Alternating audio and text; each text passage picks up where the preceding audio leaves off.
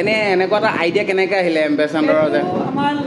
idea আছে ৰেজেক্টৰ idea আছিলে তাৰপিছত ইয়াৰ বহুত ছোৱালী চণ্ডীগড়ত চিৎকাৰা ইউনিভাৰ্চিটিৰ হোটেল মেনেজমেণ্ট কৰিছিলে নে হয় তাৰ আইডিয়া আছিল হয় তাৰ আইডিয়া আছে অলপ এতিয়া আগষ্টত আকৌ ইয়াৰ ইউনিভাৰ্চিটি হ'ব নে হয় এতিয়া ওপৰ আকৌ অপন ৰেষ্টুৰেণ্ট আগেশ কি খবৰ মই বৰ্তমান উপস্থিত আছোঁ মৰাণ তন্দুৰা হলি হোটেলখন অলপ বেলেগতকৈ বেলেগ এইকাৰণে কৈছোঁ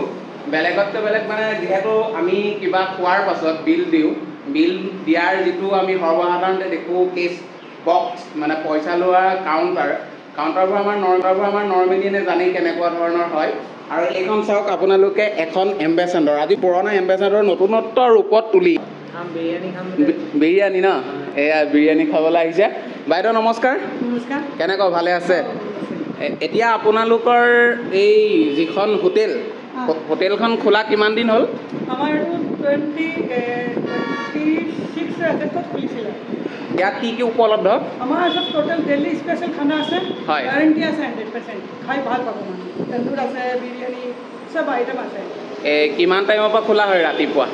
11 পৰা ৰাতি 11 লৈকে 11 পৰা 11টাৰ পৰা ৰাতি 11টালৈকে মানে এই 9টা 10টাত খোলা নহয় মানে পাব অৰ্ডাৰ দিলে পাই যাব আমাৰ বাৰ্থডে অৰ্ডাৰ যায় আৰু এনেই দেওবাৰে বন্ধ থাকে নাই মানে প্ৰত্যেক বাৰতে খোলা থাকে মানে 10টা খুলি যায় 10টা পৰা ৰাতিপুৱা আৰু আপোনালোকৰ হোটেলত আৰু ল'ৰা থাকে আপুনি থাকে আমি থাকোঁ ল'ৰা থাকে ৰেজত Sharma mister Assam district champion আছিলে হয় তাৰপাছত এইটো চেফ আমাৰ দিল্লীও চেফ আছে হয় চেফ দিল্লী আৰু আপোনালোকৰ এই যে এম্বেচাডৰ য'তে ত'তে আমি ঘূৰি ফুৰিলে খুব কম সংখ্যক দেখোঁ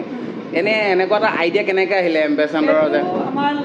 আইডিয়া আছে ৰেজেক্টৰ আইডিয়া আছিলে তাৰপিছত ইয়াৰ বহুত ছোৱালী চণ্ডীগড়ত চিৎকাৰা ইউনিভাৰ্চিটিৰ হোটেল মেনেজমেণ্ট কৰিছিলে নে হয় তাৰ আইডিয়া আছিল তাৰ আইডিয়া আছে অলপ এতিয়া আগষ্টত আকৌ ইয়াৰ ইউনিভাৰ্চিটি হ'ব নে এতিয়া ওপৰ আকৌ অপন ৰেষ্টুৰেণ্ট হ'ব অপন ৰেষ্টুৰেণ্ট হ'ব তাতে আপোনাৰ গোটেইটো ফাষ্ট ফুড পাব মানে চব টোটেল আইটেম পাব মই আকস্মিকভাৱে ভিডিঅ'টো প্ৰস্তুত কৰিবলৈ মোৰ মনটো আগবাঢ়িল মানে কি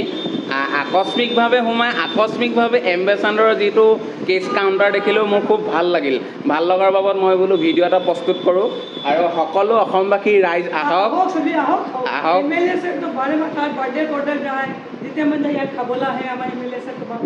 আৰু আপোনালোকে খুব দেখিবলৈ ভাল পাব 37 নং ৰাষ্ট্ৰীয় ঘাইপথৰ ওচৰতে শিৱসাগৰৰ পৰা ডিব্ৰুগড় অভিমুখে আহিলে ৰাইট চাইডে আৰু ডিব্ৰুগড়ৰ পৰা যদি যোৰহাট অভিমুখে যায় লেফ্ট চাইডে আৰু আপোনালোকে দেখিছে হোটেলখন কিমান এটা মৰম লগা ধুনীয়া আৰু হোটেলখন সৰু কিন্তু মৰম লগা হয় হয়